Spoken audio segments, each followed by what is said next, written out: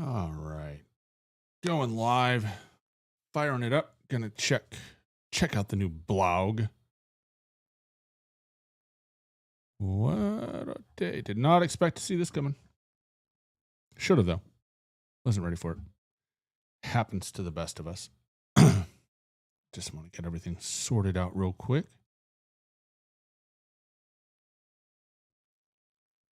Why am I logged out of everything?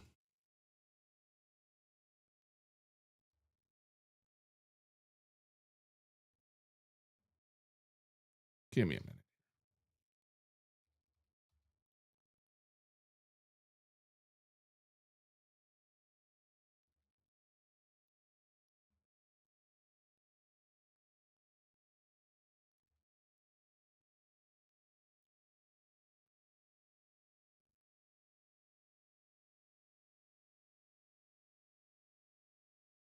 Every time this thing updates, it messes with, well, everything. It's wonderful. I love it. Really do. Come on, Google. Trying to get everything set up so I can see chat, but it won't let me in.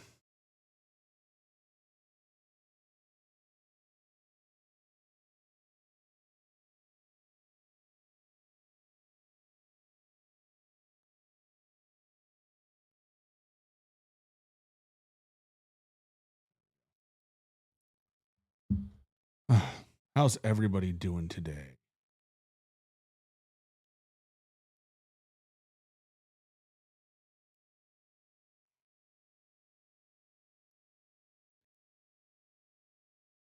There we go.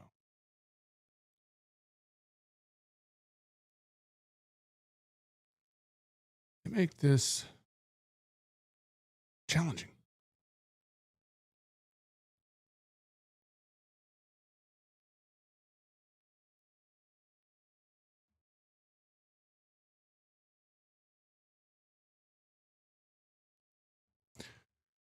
All right. And where the heck is chat? There's chat. All right, now we can get going. Apologize for the delay.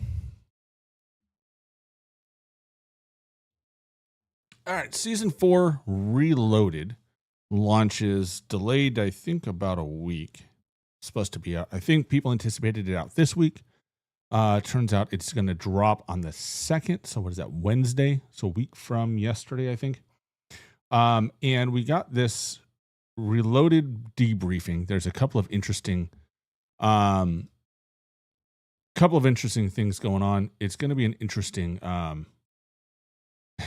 the very least, it's going to be an interesting season.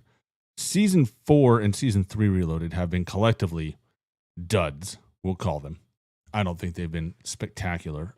Season 3 Reloaded was arguably one of the biggest letdowns I think we've ever had, at least since MW2 launched.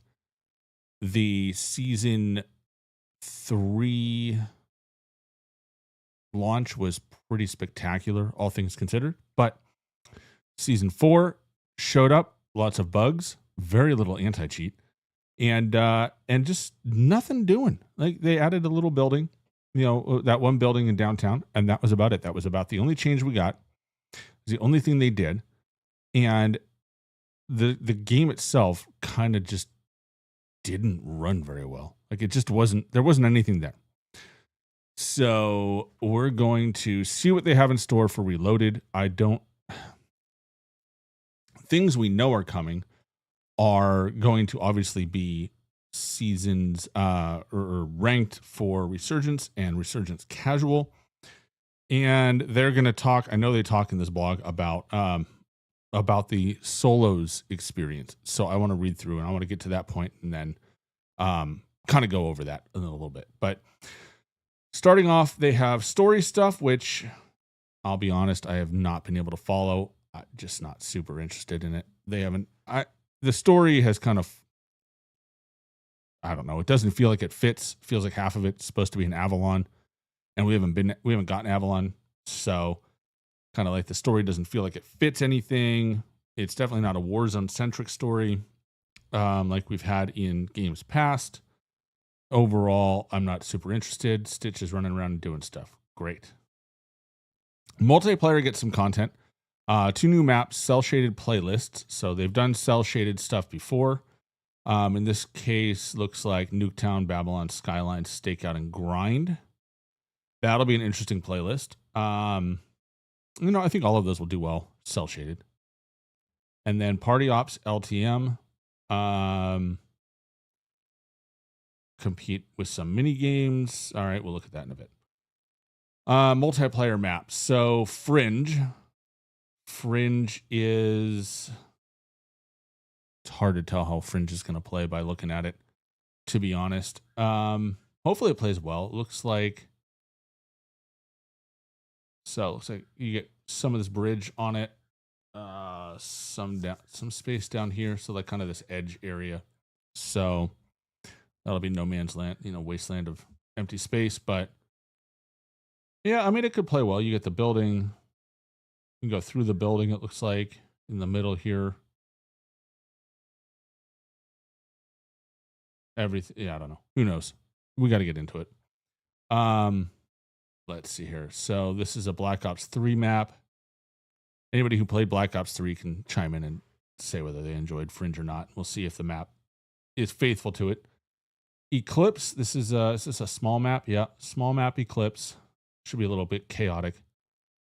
Kind of reminds me of a bigger shipment in a way. Just looking at it. Cool colors. So it almost looks like they're trying to replicate the John Wick scene. The nightclub scene from John Wick a little bit, like calling that motif a little bit. You have kind of like that bathroom scene. Like the purples and the blues remind me of John Wick a lot. Cell shaded variants. So those are the 2 new maps. All right, interesting maps. No complaints. Cell shaded map variants. They've got, again, we went over the maps. You got Skyline. You've got Grind. Yeah. So they look pretty. That's nice. That'll be good. But nothing special there. We've done cell shaded before. What? I saw this picture. I can't, like, the Fortnite of Duty. We're there. We are in the Fortnite of Duty because this is ridiculous. Like this is a bit ridiculous in my opinion. But it is what it is. Party all night in this free-for-all party mode, challenging players to finish a randomized set of mini games with the highest score. Each mini game occurring in a short time frame. There's no score limit. Score streaks are disabled. Matches take place across Babylon, Grind, Nuketown, and Skyline, with all 3 top scoring operators winning the competition. Success means adapting to each new challenge on the fly, as the type and order of mini games is randomized at the start of each match. That's nice. Versions of the classic party modes alongside wild challenges like the Dance Off, tasking operators to get down and funky in the designated dance zones, as well. Straight up Fortnite. Musical zones later in the season. I'm not going to play this mode. I will probably catch something on TikTok and be like, yeah, good choice. Zombies Reloaded content. Cell shaded Liberty Falls. Abomination Challenge. Interesting. Starting room LTM. Introducing leaderboard events. Become King of the Dead. Yeah, I don't care. I'm not a zombies player. I don't usually play it. I played last year because the Zombies Warzone was fun. I enjoyed that. But as far as like the round-based zombies, it just doesn't do it for me. So looks nice, cool stuff. Don't care. Not going through it. Zombies leaderboard events, great. Warzone Season 4 Reloaded content. All right, here's where it's gonna get fun. Call of Duty Warzone content summary. New gameplay features. Call in a care package for extra support with the possibility. So care packages coming in. The hand cannon door barricade will be there. Cool. Cell shaded Rebirth Island. That'll be interesting. They haven't given us anything new on Rebirth Island in quite some time. So I'm kind of interested in how they do this and what it turns out to be. And like how it ends up looking. So cool on them. Let's see here. So we'll see if we'll see how it plays, right? We'll see how it looks. New modes. I wonder if they're going to do like regular one and cell shaded, or if it's just we get the cell shaded map and that's it. New modes, Resurgence ranked play. See, Resurgence ranked play, I don't know if that should have the cell shaded map, because that's going to change up how it plays a little bit, like the colors and like just the look and feel of it will change up how visibility and how you see operators. And so may or may not want to be something I would want in the ranked experience, but we'll see.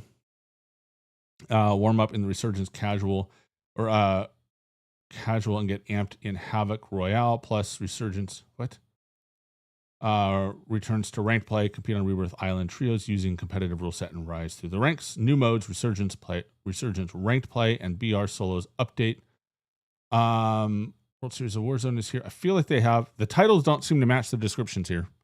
I don't think somebody looked at that too closely. We're missing Ted Timmons for sure on these patch notes. What? Okay. Again, I think new modes, ranked play. I think the titles are all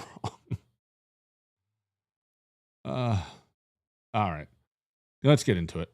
Gameplay features. Care package. So care packages are coming to Battle Royale, Casual, Resurgence, and Plunder. So in all modes. I think they've just been in Plunder this whole time. So they're coming everywhere. Care package out. It was in Clash. All right. You get the field upgrade, door barricade. That's going to be fun. It's going to be fun to lock people in and be like, kill streak hand cannon. Cheater's going to love unlocking that. That'll be fun. It said nobody ever. Search and destroy contract. Battle Royale, Resurgence, Plunder. Why spend hard-earned cash on acquiring new gear from a buy station when you can blast your way in instead? Activate search and destroy contract to task your squad by planting a bomb on a buy station. Defend the site while the bomb timer ticks, as other squads can attempt to defuse the bomb, earning a fire sale discount from buy stations if successful. That'll be a interesting one, because they're going to camp that. You set the timer and just camp it for whatever, a minute or 2 minutes or however it counts down for. New gameplay content. The more resources at your disposal, the better. Gear up with the new Loot Master perk, Resurgence and Plunder. Found as ground loot and Resurgence and Plunder. Spawns additional items. What's up, Xanath? How are you, buddy? Just going through the patch notes. Haven't gotten to anything juicy. Mostly multiplayer. And we skipped, what's it called? One of the worst updates ever. I don't know. I haven't gotten through it yet. Cell shaded Rebirth Island. It'll be. I mean, at least Beavis and Butthead are tactically equipped. They're tactical, right? It's better than dinosaurs and sharks, I guess, slightly. So they're gonna do Rebirth Island, cell shaded. See, if it looks like this, I don't think we should have this in ranked. I think this needs to be its own mode, its own map, versus everything else. Because if you're trying to play ranked on this, I think it's just too much. But we'll see what they do.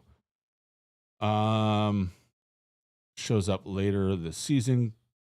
Group up in a quad and start slaying. Okay, so yeah, it seems like its own mode. Or maybe they'll replace quads with cell shaded. Who knows?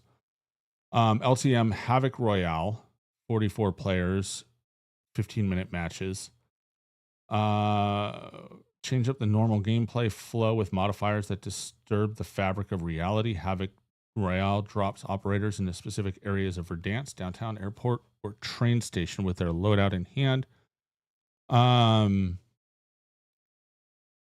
Warfare 2 and 3 Havoc modes, but bringing the high stakes environment. So, okay. 6 circle collapses, each modifier. Interesting.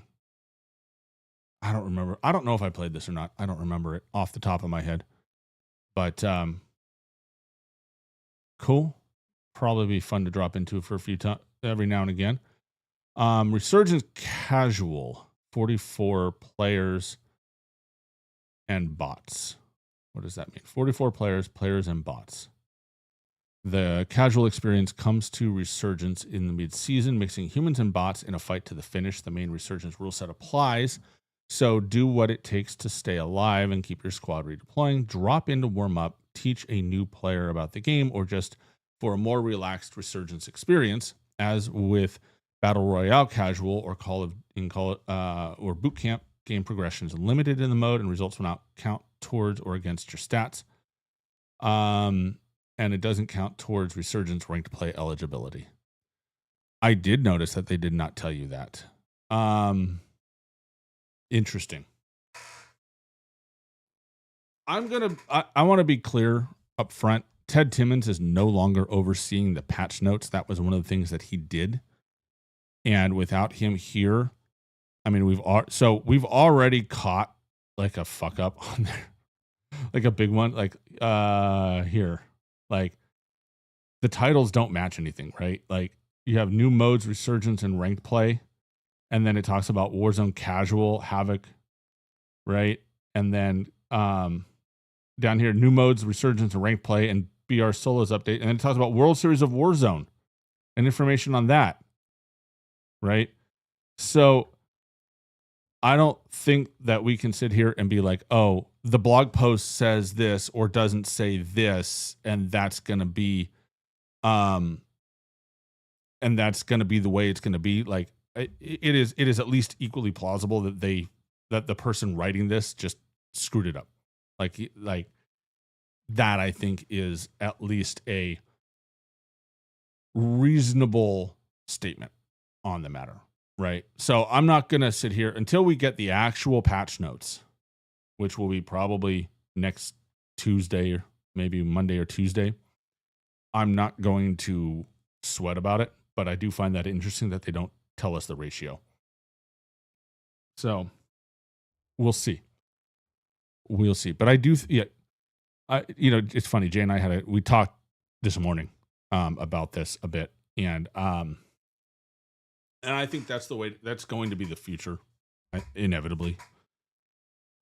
And I think not knowing if how many bots are there bots in this game, like having that be up in the air every time you play,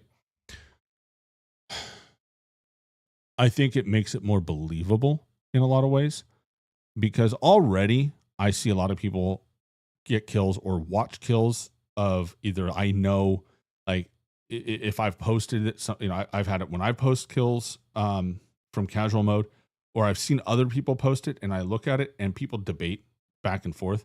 Are you playing casual mode? Are you not playing casual mode? Right. And that wasn't something that was season 3. We didn't see that very much. In season 3, it was like, oh, that's a bot. Obviously, look at the name, look at how they, look at what they do.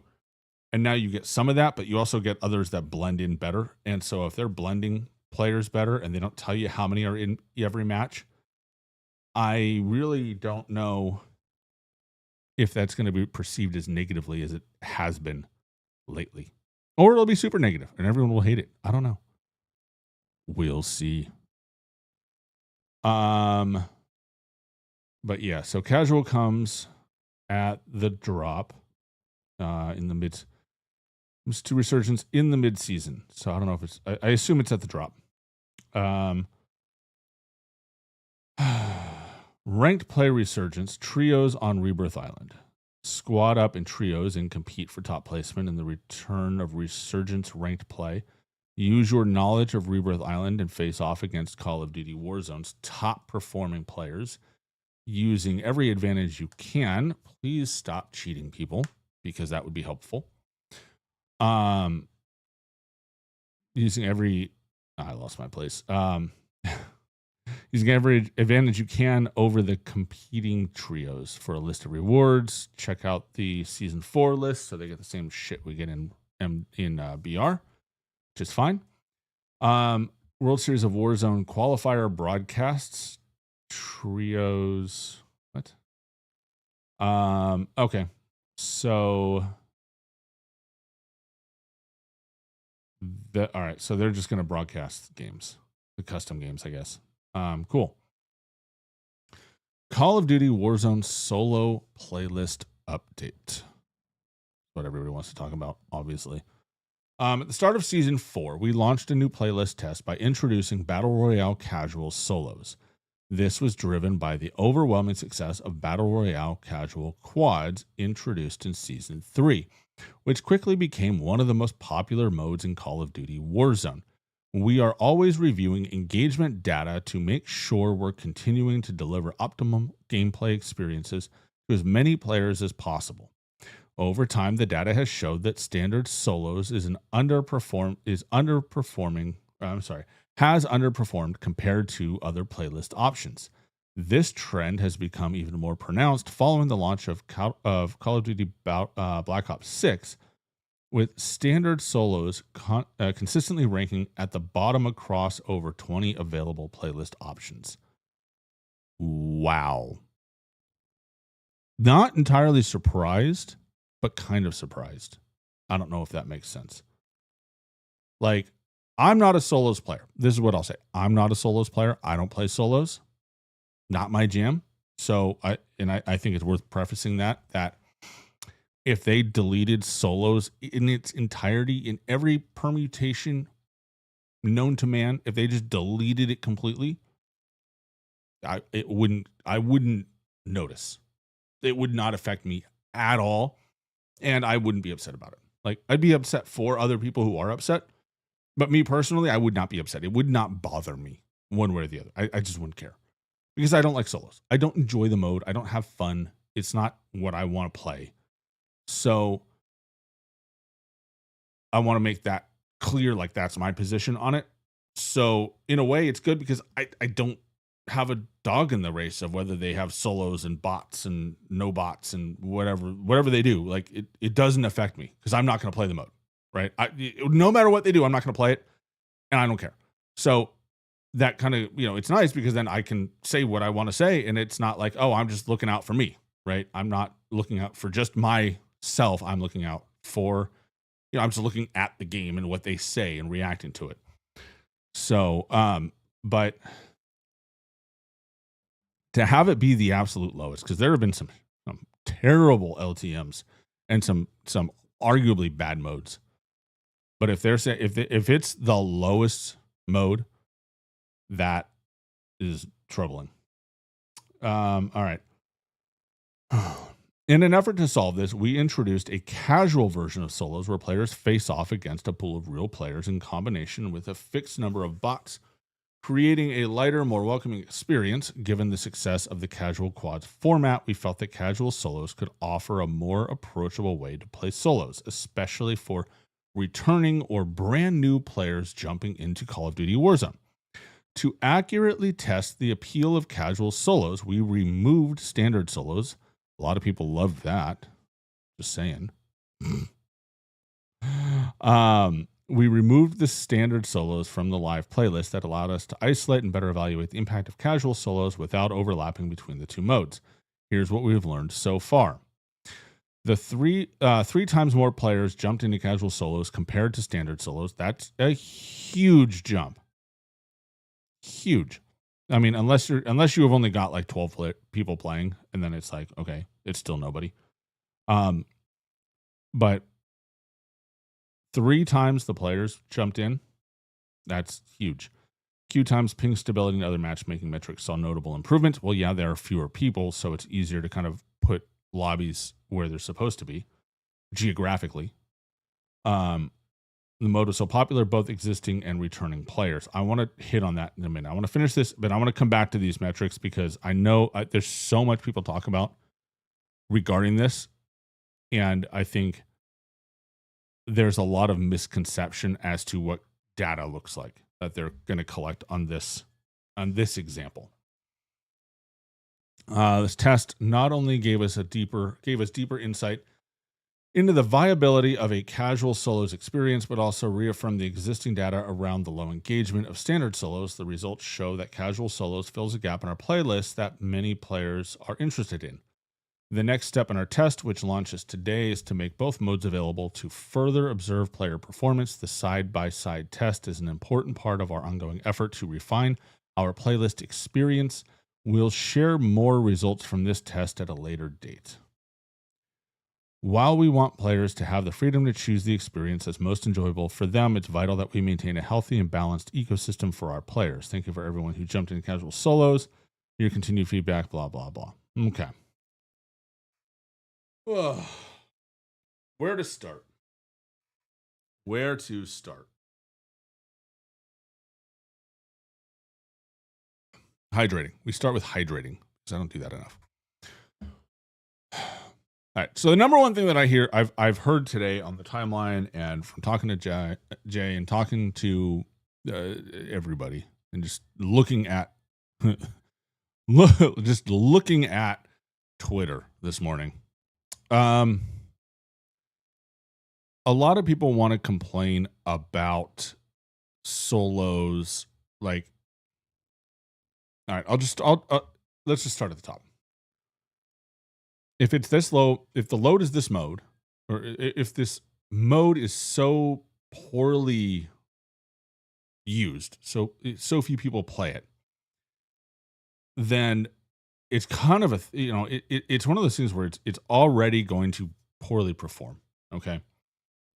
And so if you can take the same number of people and split them up into 5 or 6 different lobbies, which is what happens when you play solos, right? Because you have fewer players per lobby and you can generate more instances, which means that you can actually group people together closer to each other in every instance, right? So even though the same 150 people are going to play the same game, right? They're all logging at the same time.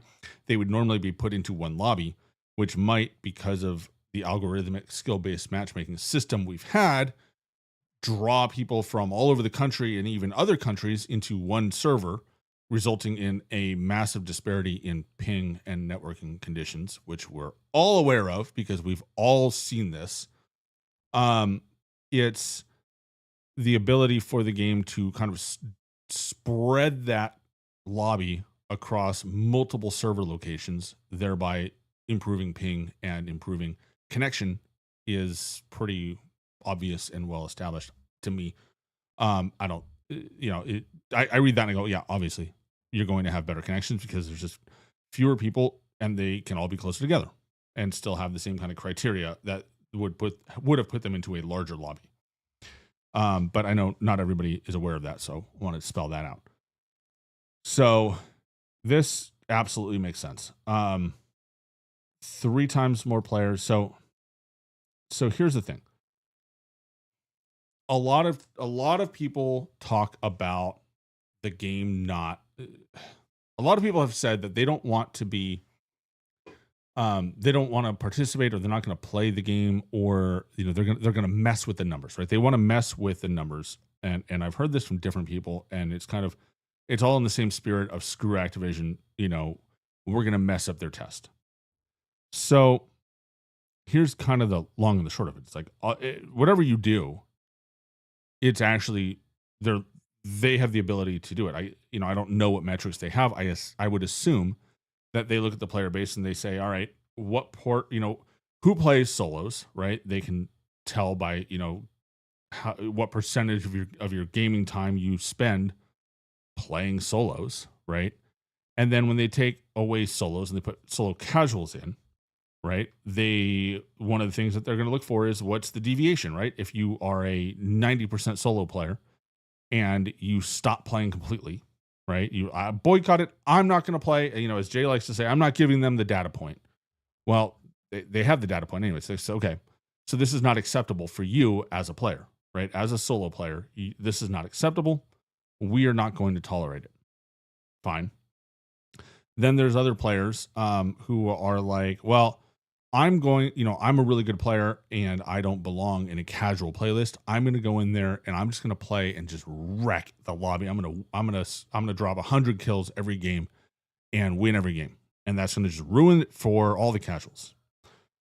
Well, it's another data point, right? Like, so now they have, all right, here's a dedicated solo player who is actually going to work hard in solo casuals, right? So somehow it's hitting for them too, right? So that kind of gives them a different kind of data point, but it tells, the data point tells a story, and they can do all of this without having both playlists, right? They can also look and say, well, who's not a solo player? Who doesn't play solos like me? And look and see, how do I react? Do I play it? Did I play 2 or 3 games and decide I still don't like solos and I'm not going to play the mode anymore? And then go back to my normal behaviors? Or did I jump in and actually enjoy playing solo casuals and now I'm playing casuals more, right? Like, I mean, that's not my example, but I'm sure that's been the experience for others, especially people who don't have dedicated squads or play outside of like normal hours for their area, which, you know, a lot of times would limit the people they can play with. So they would end up doing things like playing quads, right? Solo queue into squads, or play solo duos, or do something like that. If those kind of players all of a sudden start playing casual, right, then that's an indicator that, hey, they're willing to play the casual mode. So now they're going to launch solo casual and solos at the same time. This is going to be interesting because, you know, again, it's going to look at behaviors, right? If you're the kind of person who, you know, hates the idea of playing against bots and you won't do it, and you go and you jump over to solos exclusively, right? Then that's a data point. That's something that they'll look at. If you were one of these people who didn't play at all, okay, and you only played because they put the casual mode in and you've been playing that, if you never go over to the main mode, then they're going to have that as a data point as well. And they're going to look at that. You know, if you're someone who went, you know, they're going to look at who started playing with, you know, started playing at you know, in the casual mode and then moved over to the main mode and then go back, right? And another interesting thing that they'll be able to track is what are the, you know, how tough are the average lobbies, right? So like if all the bad players stay in casual mode and they never move up, right? And then the standard mode is just really difficult to play in because of it. That's going to tell us something as well, right? Like they're going to be able to observe that as well. And I think that creates a distinct situation, you know, and a data point to track as well. So, you know, given this, and especially since they let it run another week, I think that backs up this idea that they saw the information that they needed, right? Like they really got a good vibe. Well, I'll say that, put it that way. Like they looked at the numbers, they looked at who played, how many people were jumping in who didn't play casual or solos before and were willing to play it now who hadn't played it prior. And so that indicated to them that it was worth continuing to collect data, continuing to run the test. Don't mess with it. Let's see if it sustains, right? Because a lot of times, you know, if you run, you know, so like originally it was supposed to run 2 weeks, right? A lot of times if you see a strong upswell where it's like you have week 1, you have a certain level, right? And then week 2, you gain on week 1, right? Then that's an indicator that, you know, that there's potential room for growth. Like they could be growing still. And if they change it, then they're going to cap that growth and they'll have they'll never know how much like they could have grown it, right? That'll be kind of limited because once you get to this next phase, then you have both options available and there's a lot more confusion and you know, things distribute. And another thing they're going to mention, or they're going to be able to look at is say, you know, if you're a lower skilled player, right? How often do you get matched with, you know, higher skilled players, and how does that affect your willingness to keep coming back, right? And I think, you know, one of the things that we've seen in solos, obviously from the number, you know, what they're indicating here is that people just don't come back to solos, right? Like there's solo players and then there's everybody else, is I think what they're implying.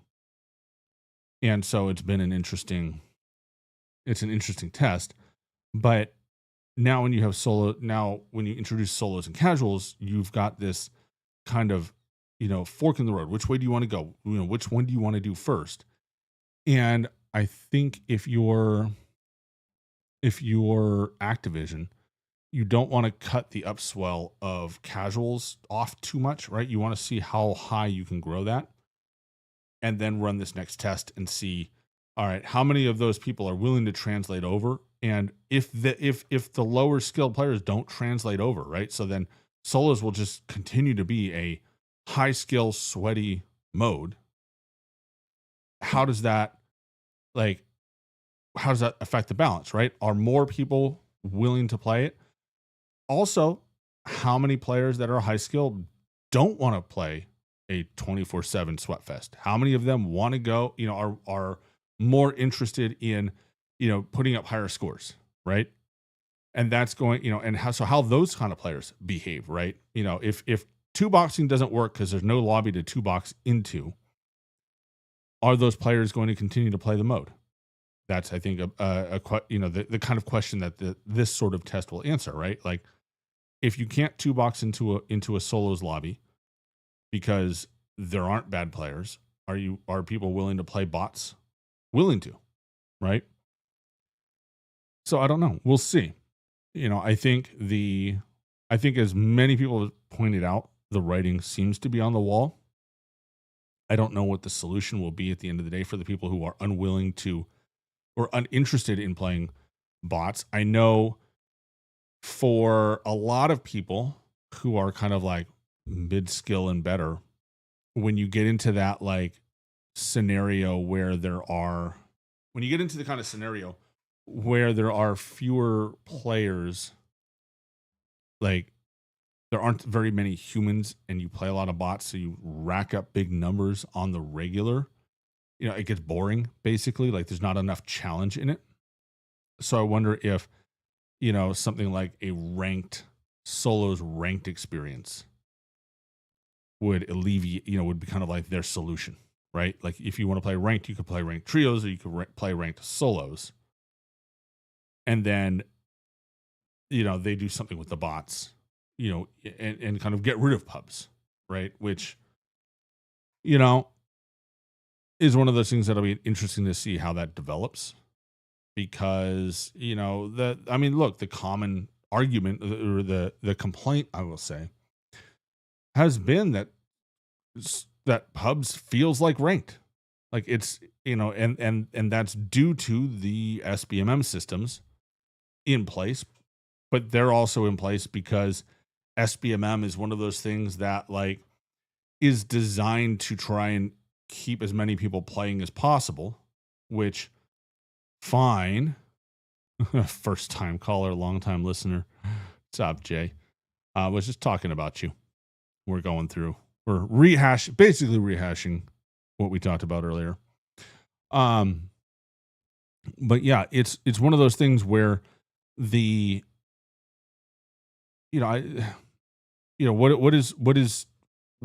is pub supposed to be, right? It's supposed to be unranked, kind of fun, just knock around mode, right? And instead it's turned in, because of SBMM, it's turned into that sort of crazy, ranked experience, because, SBMM keeps it, keeps the skill groups together, keeps them sweaty, but is always upfilling, right? It's always shoveling people upwards into tougher and tougher lobbies, because either A, they have one good game to start, or more commonly, there aren't enough players to fill out the bottom levels, the bottom skill bracket. So they're either having to pull people in to lobbies below their skill level, in which case those lobbies become horribly unbalanced, or more commonly, people are quitting the game, right? They just aren't playing, or they aren't playing as frequently. So there aren't as many bad players out there to fill lobbies and to kind of give them that well-rounded experience. So they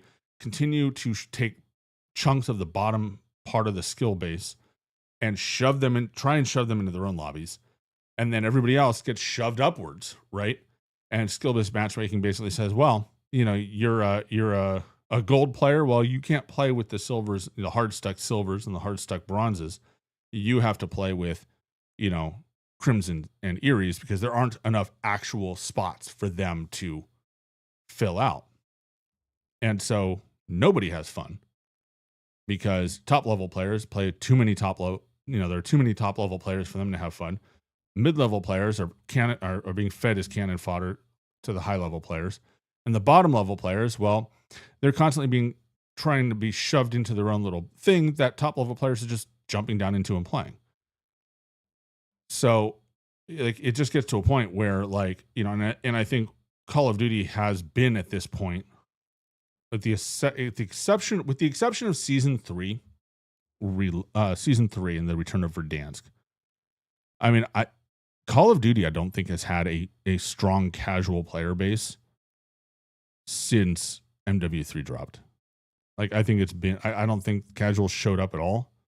And by casuals I'm talking about like low skill, low commitment players, like both things, right? If you're low skill but you play every single day 5 hours a day, like that you're not the demographic I'm referring to when I say casual in this manner.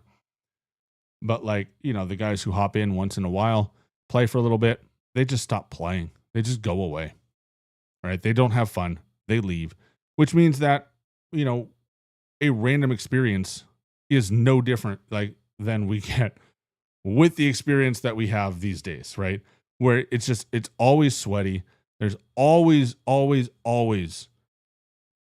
crazy amount of lock-in required to just function in the game, right? There's no put your feet up. There's no like side conversations. You got to be locked in, comms on point, rocking and rolling 24/7. Like that's just the experience that it's been for a while. It's just one of those things where like, what's the solution for it? And they've been trying to fix it with SBMM for 5 years. It's first part of it wasn't too bad because we had a lot of players during the pandemic, like the 2020. But like beyond that, it's been in a death spiral from the casual point of view ever since. And if you try to balance it, or like if you try to balance it by restricting who can play with who, all it's done is encourage people to break that, right? Like, oh, you have this matchmaking thing. Well, whether it's be tanking their stats, whether it's be two boxing, whether it's be VPNing, right? Like people, like this has just been how it's been, right? High skill players don't want to play high skilled players. So they VPN or they two box, so they do whatever. And they try to get the easiest lobby they can, which breaks the entire system apart so that nobody gets to have fun, right? Like in theory, the bottom players get to have fun and everybody else struggles. But in reality, everybody struggles except for the top players that VPN into the bottom player lobbies. But even those times you run into other top players doing the same thing, right? So it's like those lobbies are just a shit show as well. And it just turns into this circus of the algorithm. And so in order to fix that, right, they put all these conditions and all these things that change how the algorithm works, and it doesn't work. Like at the end of the day, it doesn't work because in order to have, a random experience, the only way to do that is to have a shit ton of shitty players. Like you have to have cannon fodder for somebody. Otherwise, it's not a random experience. It's one of those experience, it's not random. It's just sweaty, right? Because everybody's going to be sweating the whole way through. And I think that's the biggest problem, right? Like, everyone wants to say, oh, the skill of Call of Duty players has gone up, which to some degree it has. But at the same time, it's only risen, I think, in large part because so many players have left the game at the end of the day. And they continue to leave the game, right? Like the numbers that came out had 36 million people at the start of Black Ops 6. And by in November, and by March, we were down to 20. That's a huge drop. And so the idea that you can create a random experience when you lose 40% of your player base, and it's going to inevitably skew lower skilled, right? The high skill players that quit are probably 1% or less. The rest will be lower skilled. And so it's kind of one of those things where it's like simply removing SBMM isn't going to solve the problem. It's going to be the same lobby. Your lobbies will not change. Maybe your ping gets a little better, right? If you live close to somewhere. But that's it. Like there's nobody below, there's nobody else to fill out the bottom. And I think that's the problem they're trying to solve with casuals is how do you keep them playing? And everything that I've seen, and even like even comments from Greg Reisdorf talked about it. Like it's working, right? Like the bad players are still here. In fact, bad players are coming back to the game since season 3. Like that's been really good for the game, which means it puts us in the quandary of now what do you do with pubs? Because the pubs experience, and this is something that I was talking to Jay about it. Jay plays in Texas, right? Which is the center of the country, and he plays from like 5 to 9, right? Like kind of like the prime window where he's got people from both coasts getting on. So he's got tons of players from both sides feeding in. He doesn't have massive pings to go to either direction because he's in the middle of the country. So it's not like, he's going from New York to San Francisco or New York to LA, right?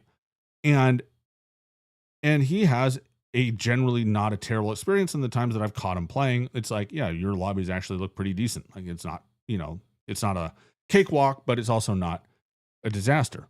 I play Pacific at 9 to 11, right? Like that's my window to play.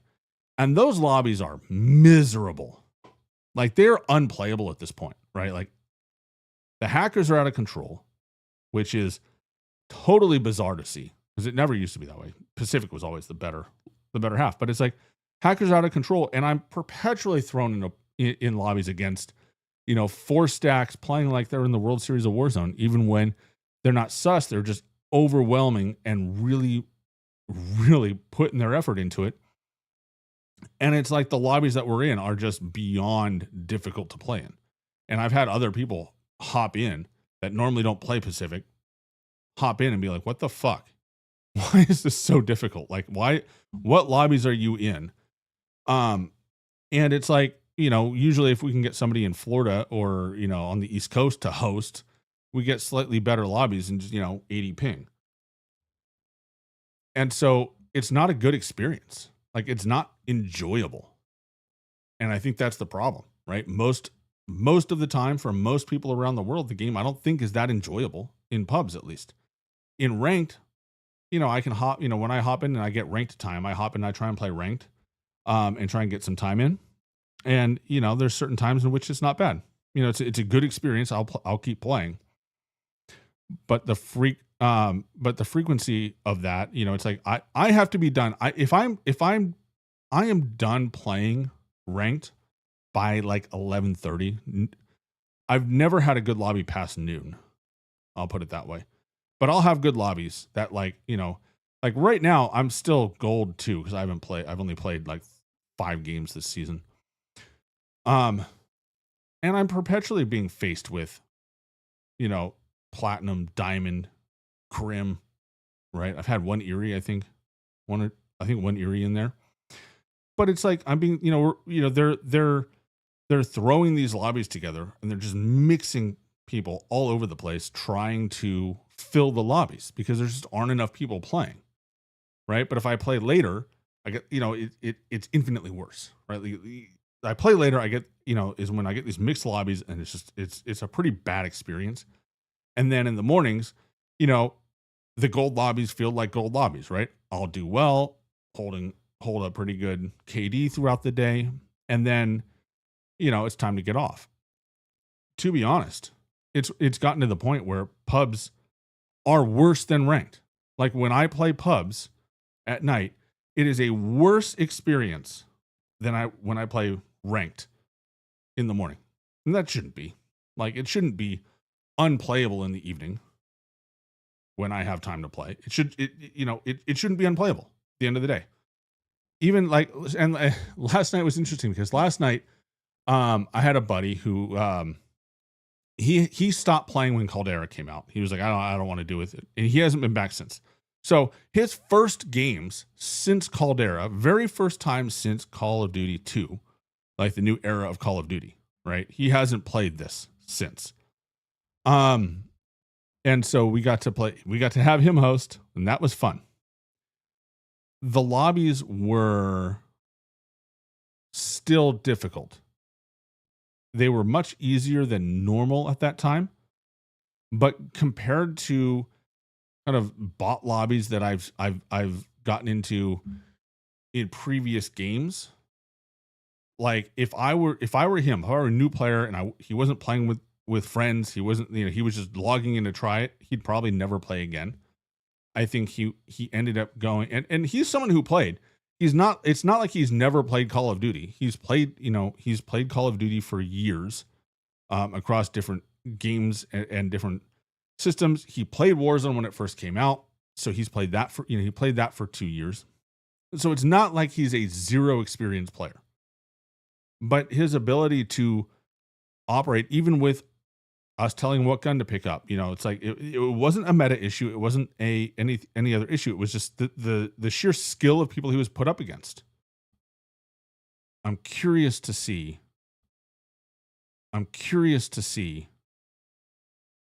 how it fans out. Like, I'm very curious to see how this plays out and what they're going to do with this system. This data testing, these data points that they're creating, that they're taking on. It's going to be interesting to see how they interpret it, right? Because again, as I said earlier, no matter how you swing it, no matter how you balance data from this Solos test that they're doing, and you look at the data from all the other modes, it's really going to, there's really a lot there, and how our behaviors have been reacting to it. So like the more, between players who are like, I'm going to just rage kill every lobby that I come across, even though like I'm so much better than, this casual lobby would have me play in. Like, that data point is huge. It tells them a lot about what players are willing to do and how they're willing to approach the game. And then you have, data points of like players who would normally play solos who refuse to play solos with bots. And like all these points come together, and they're going to draw an interesting picture of how the player base overall is balancing again, is approaching this. But, I mean, the biggest data point that we got, if 3 times the number of players are willing to play solos, and they're sustaining those numbers, like, it's going to be interesting. And especially if, and where the skill thing is going to come into it is this week, if standard solos is unbearably sweaty and people go back to casual because they enjoy that experience more, they get more out of it, it's going to be a huge tell for Activision on what people want. Whether irrelevant of what they say, irrelevant of what people say online on Reddit or Twitter or whatever, their behavior is more important, right? Like, people can scream all they want, and people do. They yell all the time, and then they turn around and they just go back to playing. Like, they still play. And that's important for them to know. Are we going to hate, are people that, say they hate this, that can't stand it, are they going to still play? And I think that's what we're going to find out. I mean, clearly, if they've recorded 3 times the player count, then they've got people willing to play. So I don't know. Solo casual, this casuals thing is wild. It's a mess. I mean, it's not a mess. It's wild. But the idea that it's the lowest here, standard solos consistently ranking in the bottom across over 20 available playlist options.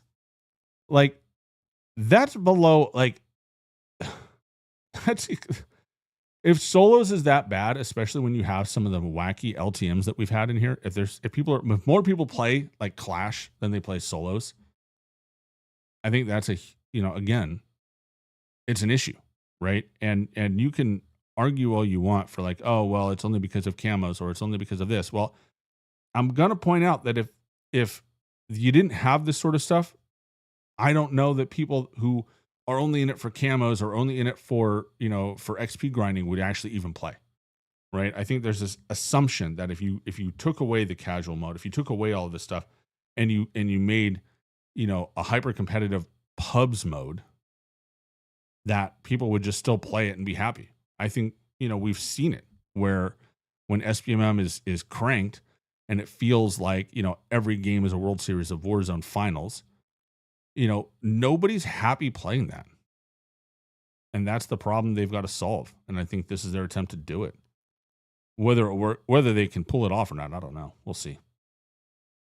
But Call of Duty Black Ops 6 general content. So this is what applies to everything. Weapon detail, get your hands dirty with the close quarters Olympia and the pickaxe melee. That's nice. So the Olympia, that'll be, hopefully it'll one shot, give you a 2-burst one shot. Jay's gonna love that. Let's see here. Celebrate the best in grown-up animation with COD Tunes. Oh my god. Please don't make this a thing. Please don't make this a thing.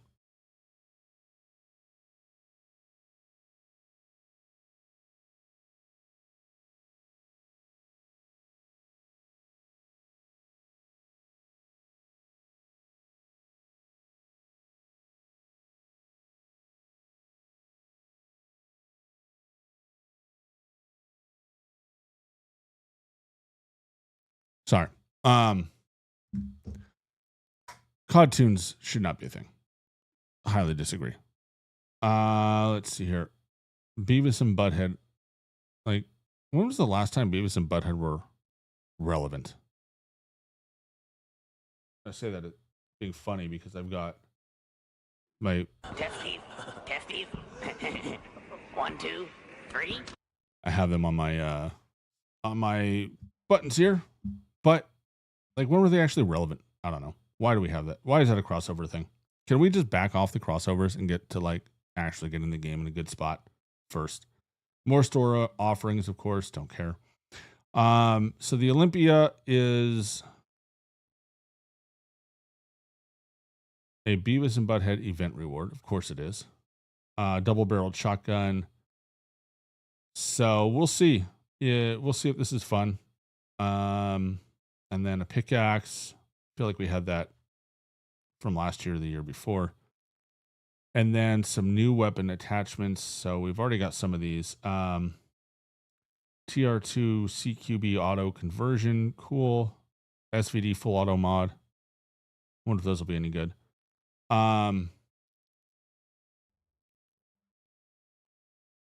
Interesting.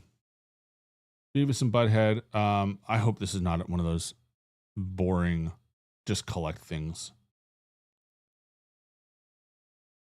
Free mastery, of course. Yep, you can pay to get more stuff. That's your Butthead operator. COD Tunes event. Weapon camo. All right. Finally giving us something good. New store offerings, tracer pack, new store stuff. All right, so that's it. I think the biggest topic, obviously, is going to be solos, like, and what they're doing with it. I hope that they are able to find a way to balance these lobbies in a way that doesn't leave us with all bots or all sweats, and and a pubs feel that just doesn't have that like enjoyableness. Like, I think that's the hardest thing. That's going to be the hardest thing to deal with. Is like, how do you make the game enjoyable for the majority of players? Because right now they're not successful at it. Right now it feels like it's so yin yang, right? It's like, all right, it's all you're going to drop 25 kills every time you play casuals against bots, or you're going to get slammed in the first circle by World Series of Warzone competitors and hackers on the regular. And there's no in between, right? And what made Warzone great and what made Season 3 great was that there was a lot of in between. There were a lot of players from the full spectrum all playing and all able to play together in a way that was manageable and enjoyable. And I don't know how you get back to that I don't know how you get back to that. So that's what we're waiting to see. Yeah. But that's the blog post. The patch notes will be out next week. May or may not hop on and go through those as well. But appreciate everybody hopping in. Thanks a lot. I appreciate it. And I'm going to catch you on the next one.